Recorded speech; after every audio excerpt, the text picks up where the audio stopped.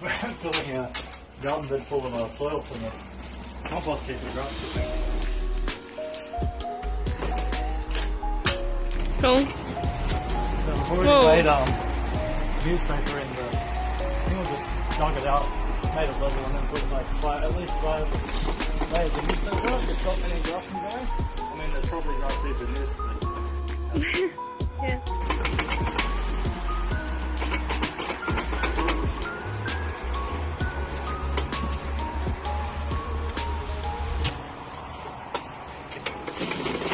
Here's our vegetable garden in an old pool, and in this little garden bed we have 2 rows of broccoli and then 2 rows of cauliflower. Do you want to zoom in on the little plants? And we planted them about a week ago, so they're only just coming up now.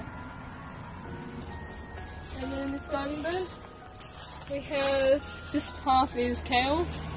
Here I think there's 2 rows, and then 2 rows of just like lettuce. And we have asparagus that's a few years old. Okay.